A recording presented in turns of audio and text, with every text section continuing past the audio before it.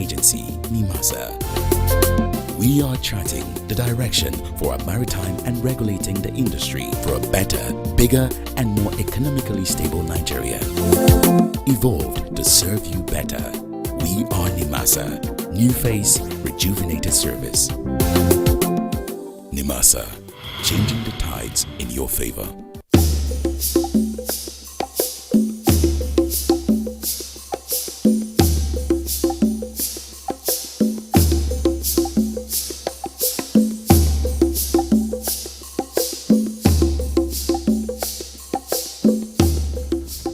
We start the program today with a declaration made by NIMASA saying that by 1st January 2021, single-hull vessels will not be allowed to operate on Nigerian waters. The DG of NIMASA, Dr. Bashir Jamo, made this assertion when he had a session with Ship Owners Association of Nigeria members and alongside management of NIMASA. The International Maritime Organization, IMO, had set an initial deadline of 2015 for the phase-out of the single-hull vessels. The measures were adopted in December 2003 as amendments to Annex 1 of the MARPOL Convention following the November 2002 sinking of the oil tanker Prestige off the Spanish coast. However, NIMASA in 2015 extended the phase-out date for single-hull tankers to December 31st, 2020. The decision to extend the deadline was taken in line with the provisions of the IMO, which allows member states who do not have the capacity to replace their existing single-hull tanker fleet to extend the phase-out date of certain categories of tankers in their countries, provided the vessels do not engage in international trade. This was to give the Nigerian ship owners enough time to replace all existing single-hull tanker fleet. The 5-year grace period expires December 31st this year. So during a webinar meeting of NIMASA management with the Ship Owners Association of Nigeria, NIMASA Director General Dr. Bashir Yusuf Jamo announced that shipping development is a major focus of the current administration, thus the commitment to the disbursement of the Cabotage Vessel Financing Fund and the pursuit of fiscal and monetary incentives for Nigerian ship owners, amongst others. We are now taking stock of the shipbuilding industry to know where and how we can assist in terms of enhancement of the capacity in terms of shipbuilding.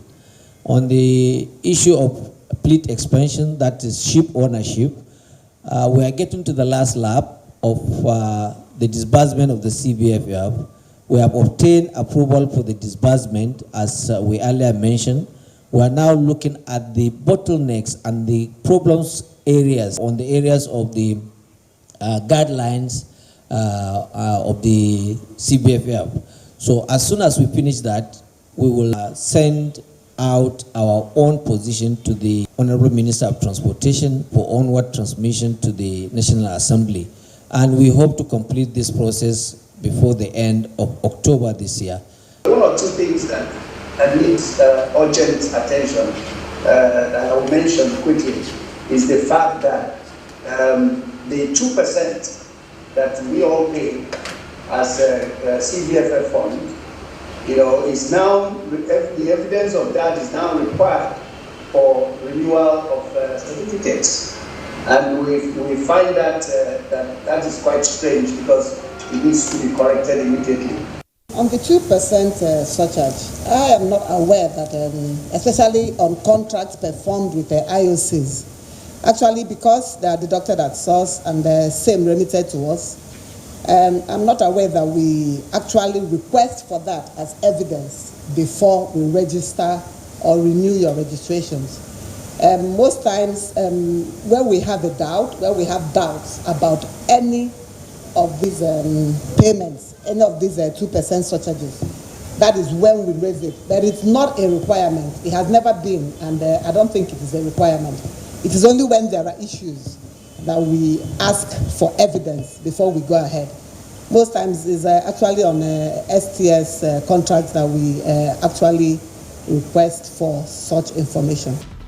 Many of the country's major ship owners participated in the webinar, including the SOAN President, Dr. Mike George Oyung, First Vice President, Mr. Eno Williams, Iro Ogbuefun of Stars Marine and Engineering Limited, Emeka Ndu of CNL Leasing PLC, Camille Najar, and Oviebo Ambrose.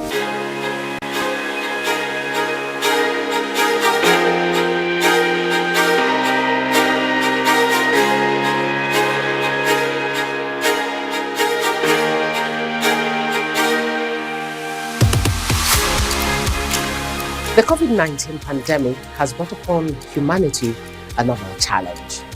A lot of sectors have been affected by the fear of loss of livelihood. The maritime sector is not immune to this challenge. In Nigeria, however, NIMASA is making a very quick intervention in securing the jobs of dock workers who are considered to be very valuable labor force in the industry. The agency has restated its commitment at ensuring that the rights and welfare of the dock workers in all our ports are guaranteed. This assurance was given by the Executive Director, Maritime Labour and Cabotage Services of NIMASA, Barrister Victor Oche, during the meeting of the National Joint Industrial Council, NJIC, held in Lagos to discuss a revised minimum wage and improved living standard for dock workers in the maritime sector through the Collective Bargaining Agreement, CBA initiative. It is common knowledge that the fear of job loss is real, mainly due to the COVID-19 pandemic. In the maritime sector, dock workers are likely to be affected. Thus, the need to protect their jobs while not unmindful of the challenges employers of labor also face. This is perhaps the reason for this National Joint Industrial Council meeting, the first in 2020. It was mainly to deliberate on the collective bargaining agreement NIMASA facilitated its signing in 2018, and which actually elapsed on the 31st of May 2020. The agreement was on the revised minimum wage and improved living standard for dock workers in the maritime sector, in line with the International Labour Organization's ILO Decent Work Agenda that seeks to promote safe work, decent wage, and freedom of association. It will be recalled that in line with the agency's mandate as enshrined in Section 27(1)(c) of the NIMASA Act 2007, the agency is to ensure the promotion of dock workers' welfare. As you know, dock workers are integral to the efficient and effective stevedoring operations, and the NJIC has remained resolute in ensuring harmonious working relationships through the principle of tripartism and the execution of collective bargaining agreements on minimum standards for the dock labor industry. Barrister Oche, who is also the chairman of the NJIC, extolled the efforts of the dock workers in keeping the industry afloat despite the COVID-19 pandemic that has ravaged the globe, and assured of the agency's determination to ensure that they get what is due them as when due. On her part, the representative of the Federal Ministry of Labour, Mrs. Joyce Odoiwang, gave the assurance that the ministry is committed to the ideals of making sure that no dock labour worker in Nigeria is shortchanged. She appealed for more cooperation between all the parties involved in the tripartite agreement. The review of the collective bargaining agreement by the National Joint Industrial Council is timely. The tripartite negotiation is in line with Nigerian labor law, Cap L1, 2004, which is undergoing review now, and also the ILO Convention number 144 on tripartite consultation, which is also adopted by Nigeria. The minister expects a cordial working relationship between the social partner for the development of these documents, because it will also help for the development of the dock labor industry and also Nigerian economy at large. Similarly, President General of the Maritime Workers Union of Nigeria, MWUN, Comrade Adewale Adeyonju, commended NIMASA's efforts in midwifing the collective bargaining agreement initiative, which has ensured that industrial harmony and peace exists in the industry. 2006, we know what happened in the port. It was this midwiving of a thing that brought that peace that everybody are enjoying the port today. Whatever that belongs to the dock workers must be given to them at the right time. They are peace-loving workers, and they have been reformed, and they have been transformed, and they have been standardized to a global context. So on behalf of the Maritime Workers of Nigeria, I want to thank you, Mr. Chairman. I want to thank the new DG for proactive doing since assumed office. And I want to appreciate all the people that are here for the ministry, Nigeria Port Authority, our great mother of FPA. I want to thank everybody. Also speaking was the representative of the Seaport Terminal Operators Association of Nigeria, STORN, Otumba Kunle Folari, who also applauded NIMASA for its role over the years and assured that the cooperation of the NJIC with the agency to ensure peace and sanity is maintained in the ports. Today's event is aimed at further promoting progress and best quality services in the ports. We are confident that the round of discussions and negotiations will be conducted freely and amicably so that the port will continue to make progress and for the benefit of all. Let us mention the recent actions of the Director General of NIMASA and the executive management in making pronouncements on stevedoring operations both onshore and offshore. All this action will increase opportunities for employment for dock workers in the industry. Other members of the NJIC who were at the meeting were a representative of the Nigerian Ports Authority (NPA), Mr. Charles Okaga, and the president of the National Association of Stevedoring Companies (NASC), Mr. Bolaji Mola, who unanimously assured of their support for improved welfare for seafarers and called for peaceful resolution at the level of bargaining for increased wages. We have no doubt in our minds that at the end of this meeting that we will come out with policies and conclusions that will support the growth and development of the maritime industry. NIMASA came about as a result of Jomalik fusing into them, and then the whole gamut of industrial labor and negotiation and the whole thing falls onto NIMASA. So NIMASA is the father, is where we all go to resolve issues concerning dock labor's benefits, welfare, and standards. Do you know who a seafarer is? Seafarers are the people who make the world go round. Seafarers are people who have been employed to work on the ships. They ensure smooth sailing of the ship while making sure that goods and services get to us from every part of the world. And despite the COVID-19 pandemic, this set of people are still working for the benefit of everyone. Wow! Let us celebrate these special people as they are the people who truly make the world go round.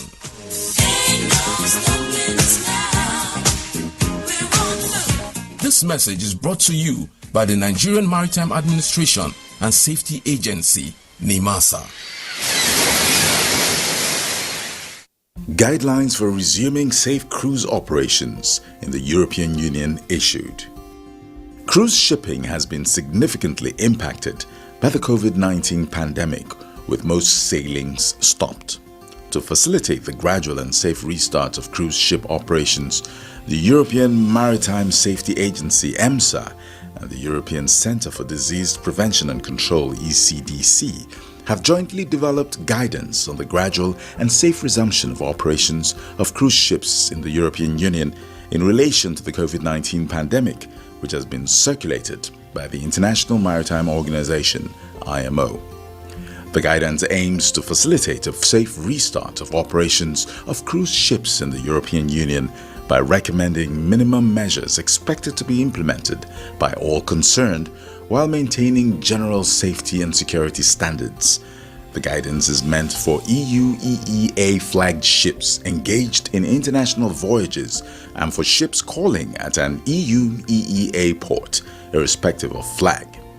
IMO invites member states and international organizations to utilize the guidance as they see fit and circulate it to all interested parties.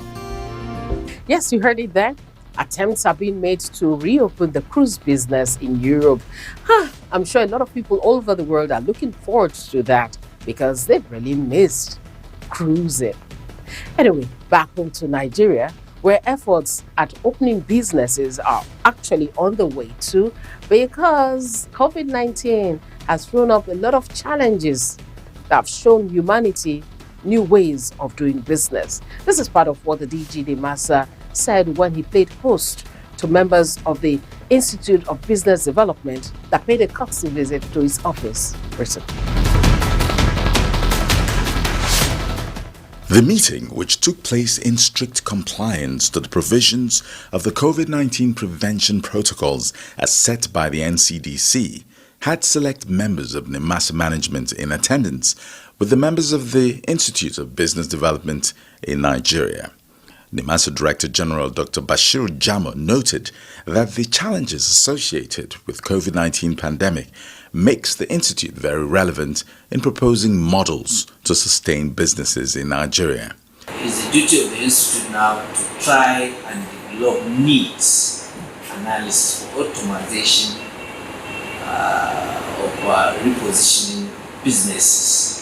I will advise that your institute should go back to drawing board and look at what you can contribute to enhance the development of our own strategy, particularly on the issue of data bank building. He disclosed that NIMASA was in the process of developing a data bank that will be among the best in the world, adding that research is a vital component of development.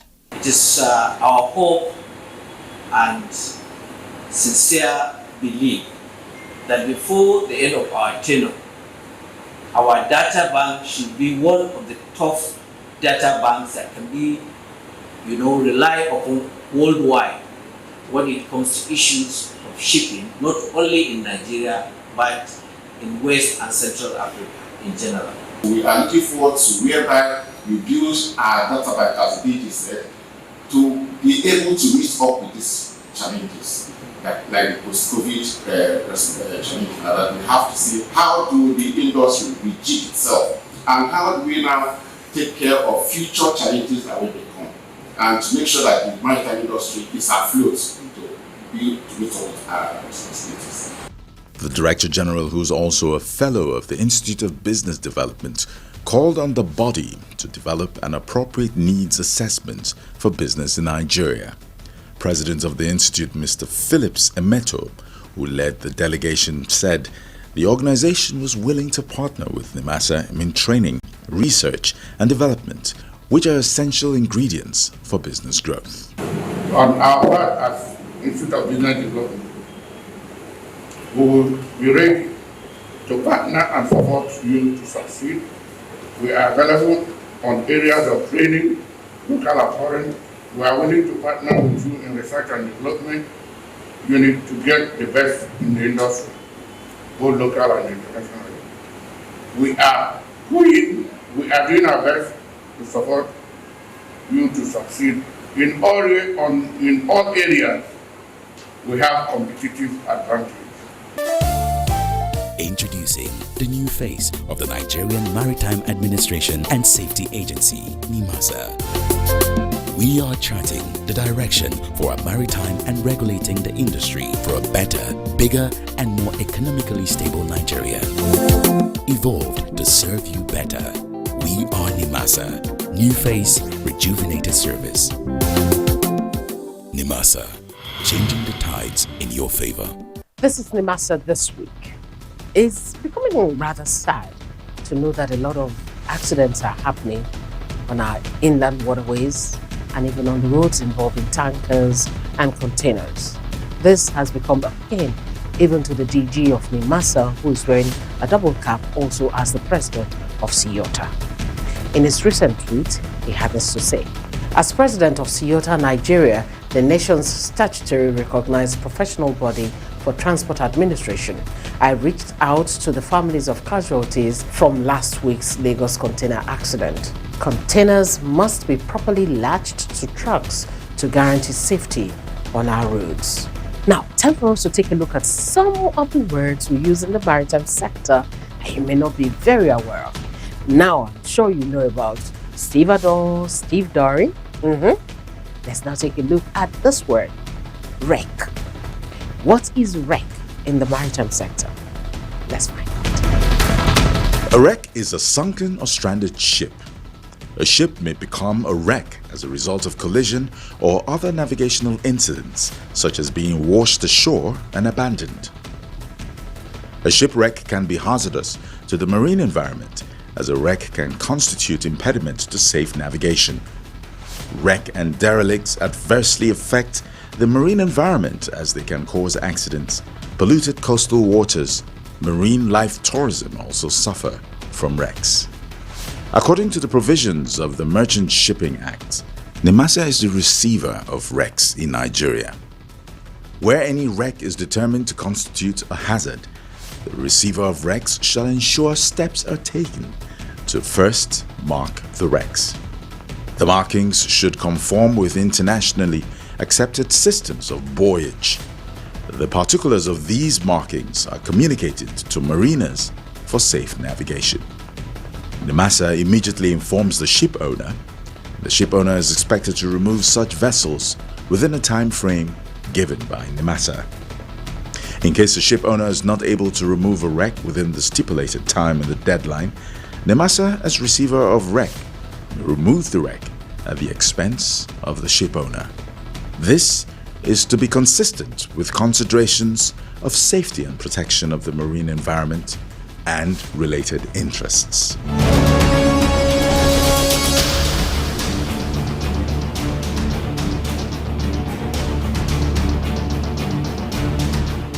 Part of those issues that we discussed today is on the issue of port community system. What we did, we agreed that we are going to have a committee that will look into the operationality of the port community system, whereby the community will have say on whatever we do in the Nigerian maritime domain. We also look at having 7 days a week operation. 7 days a week would mean we would have weekends where you have all agencies of government and other stakeholders participating in cargo clearance. We are here talking with one another so that we can solve, these problems. Introducing the new face of the Nigerian Maritime Administration and Safety Agency, NIMASA. We are charting the direction for a maritime and regulating the industry for a better, bigger, and more economically stable Nigeria. Evolved to serve you better. We are NIMASA. New face, rejuvenated service. NIMASA, changing the tides in your favor. Thank you very much for being a part of NIMASA this week. We'll be back next week, all things being equal. Till then, let me invite you to please follow NIMASA on all her social media platforms: YouTube, Instagram, Facebook, and Twitter. They are all at NIMASA Official. At NIMASA Official. And you could also follow the DJ NIMASA on Twitter. He is at Jamo Bashir. Yes, at Jamo Bashir. Till I come your way again next week, remember what I'll always say: take care of yourselves and stay safe. Bye-bye.